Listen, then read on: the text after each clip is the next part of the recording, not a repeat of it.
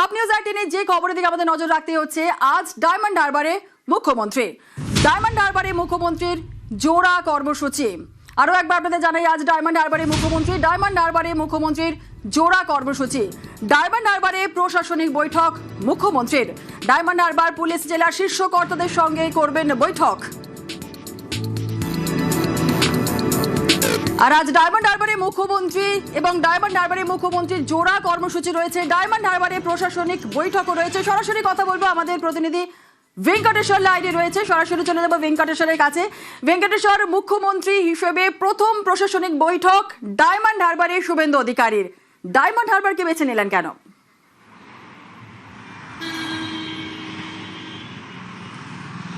দেখো, তুমি জানো যে নির্বাচনের আগে তৎকালীন বিরোধী দলনেতা শুভেন্দু অধিকারী তিনি বারবারই দক্ষিণ 24 পরগনার ডায়মন্ড হারবার সেখানে পুলিশ প্রশাসন থেকে শুরু করে রাজনৈতিক অর্থাৎ তৃণমূল কংগ্রেসের বিরুদ্ধে সরব হয়েছিলেন এবং বারবারই তার মুখে শোনা গিয়েছিল ডায়মন্ড হারবার মডেলকে কটাক্ষ।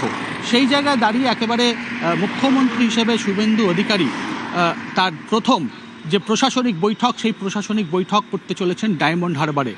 প্রশাসনিকভাবে অত্যন্ত তাৎপর্যপূর্ণ, কারণ তুমি জানো যে ডায়মন্ড হারবারকে বেছে নেওয়া, সেখানে বিগত নির্বাচনে কোনো নির্বাচন হতো না। বারবারই আমরা দেখেছি শুভেন্দু অধিকারী এই অভিযোগ করে এসছেন।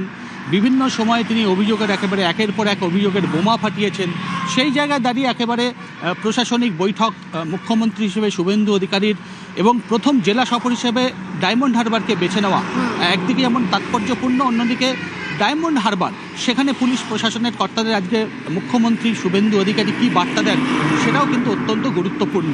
শুধুমাত্র ডায়মন্ড হারবারের প্রশাসনিক বৈঠকই নয়, তোমাকে জানিয়ে রাখি যে ফলতা, তুমি জানো যে বিগত যে নির্বাচন সেখানে ফলতায় আমরা জানি কমিশনের পক্ষ থেকে সেখানে পুনর্নির্বাচনের নোটিশ ইস্যু করা হয়েছে। আগামী 21 তারিখ সেখানে নির্বাচন রয়েছে।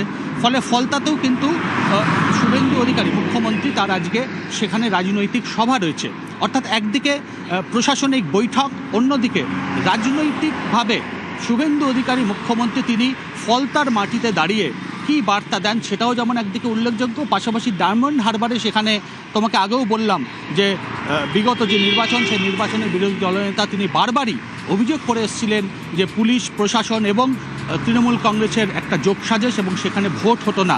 সেই জায়গায় দাঁড়িয়ে আজকে পুলিশ প্রশাসনকে নিয়ে সেখানে তার বৈঠক করা অত্যন্ত তাৎপর্যপূর্ণ এবং সেখানে তিনি কি বার্তা দেন। কারণ আমরা দেখেছি মুখ্যমন্ত্রী শুভেন্দু অধিকারী তিনি একের পর এক একেবারে মুখ্যমন্ত্রী চেয়ারে বসার পর থেকে একের পর এক কড়া সিদ্ধান্ত নিয়েছেন, বিভিন্ন পুলিশের বিরুদ্ধে কড়া পদক্ষেপ নিয়েছেন এবং বেশ কিছু প্রশাসনিক পদক্ষেপের কথাও তার মুখে কিন্তু শোনা গিয়েছে।